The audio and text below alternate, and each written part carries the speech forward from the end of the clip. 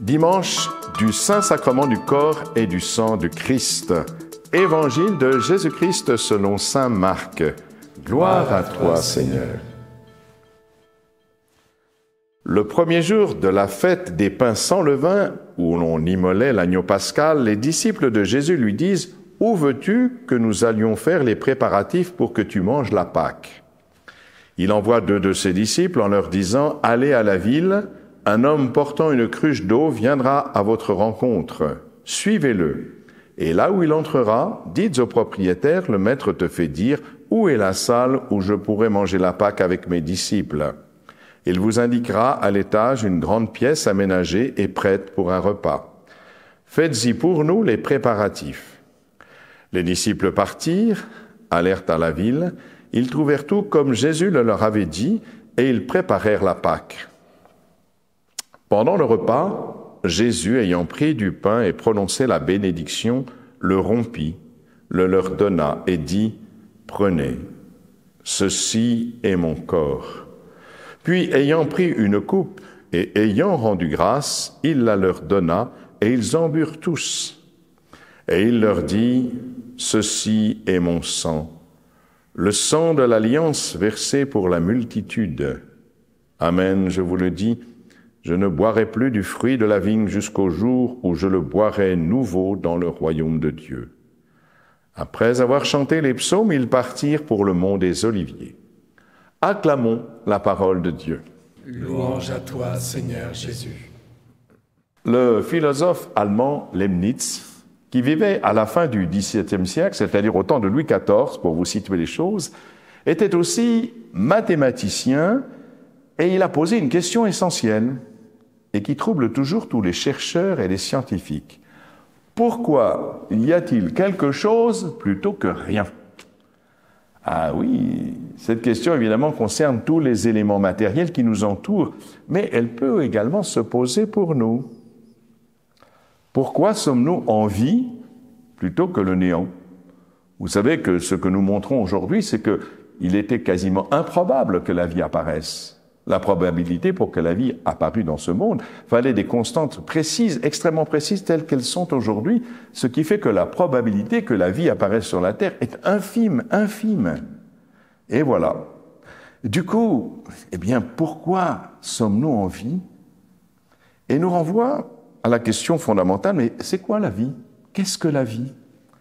Alors, comme je suis un peu ignorant, j'ai été voir bien sûr un prof de physique, un professeur de physique, et je lui ai demandé « Pouvez-vous me dire, monsieur le professeur, ce qu'est la vie ? Quelle différence y a-t-il entre la petite souris que je vois là et le gruyère qu'elle est en train de grignoter, et lui qui n'a pas la vie ?» Ce docte professeur m'a répondu « Au niveau des particules élémentaires, il n'y a aucune différence. D'ailleurs, vous et moi, nous ne sommes que des poussières d'étoiles. » Ah, je suis un peu déçu et insatisfait de sa réponse, même si je savais depuis longtemps que nous sommes poussière et que nous retournerons à la poussière. Alors je suis allé voir un professeur de biologie. Biologie, c'est mieux quand même. Bios, c'est la vie. Logos, c'est une parole sur la vie. Donc je me suis dit, celui-là va pouvoir me dire enfin une vraie parole. Donc je vois cette dame, professeure de biologie. Bonjour, chère madame. Pouvez-vous me dire ce qu'est la vie ? Elle me répond ceci, « C'est vrai, au niveau des microparticules, il n'y a pas de différence entre les corps vivants et les corps inertes. L'important, me dit-elle, n'est pas la substance matérielle, tout est une question d'information et de transmission d'un message. Le principe de la vie procède d'une certaine parole transmise et recopiée à travers toute la chaîne du vivant. » Oh, je dis ça, c'est extraordinaire. Dans la matérialité de la chair, il y a une information. Les gènes de nos chromosomes et l'expression de cette information transmise par l'ARN messager permet l'émergence et l'expression de la vie. Mais je lui dis, madame, vous êtes en train de me dire que, enfin, au commencement, il y a un message et que ce message est la vie. Une parole qui se transmet par un message. Elle me dit, si vous voulez, on peut dire cela. Mais attendez, madame, mais ça me rappelle quelque chose, moi. Au commencement était le Verbe, et le Verbe était Dieu. Tout fut créé par lui, et de tout être, il était la vie, et la lumière, et la vie était la lumière des hommes. Ah, mais dites donc, finalement, tout se rejoint. C'est formidable. Notre vie s'exprime dans la matérialité de la biologie, c'est vrai. Mais le Dieu vivant dont parle l'Épître aux Hébreux dans la deuxième lecture, lui s'exprime par son Verbe.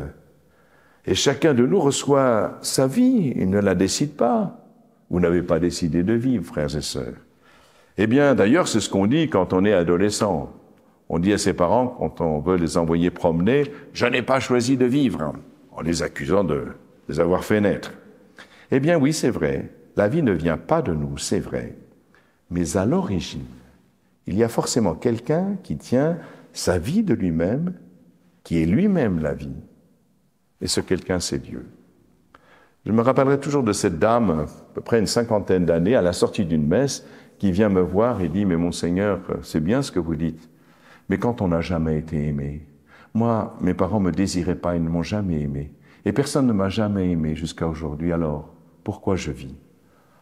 Alors là, j'étais un peu interloqué parce que je n'avais pas prévu de réponse, mais je lui ai dit « Écoutez, madame, la seule chose que je sais, c'est que vous êtes là devant moi, que vous existez, que vous êtes en vie.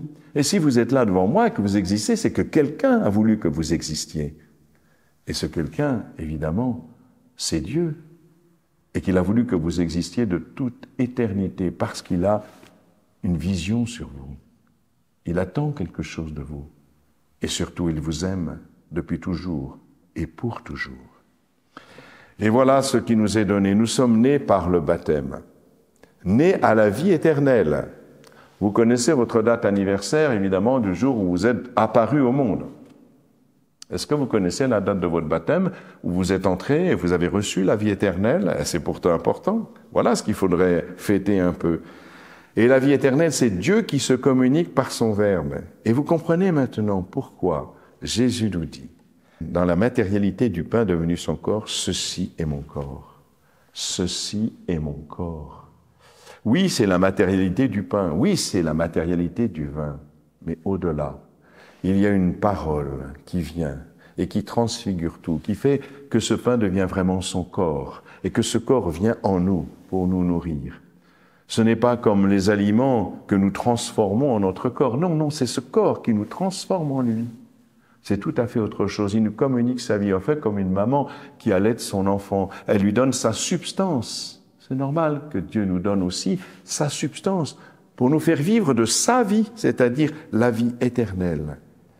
Voilà, frères et sœurs, vous comprenez l'importance de la messe et de venir à la messe. Celui qui mange ma chair et boit mon sang a la vie éternelle. Voulez-vous, frères et sœurs, vivre de la vie éternelle? Amen.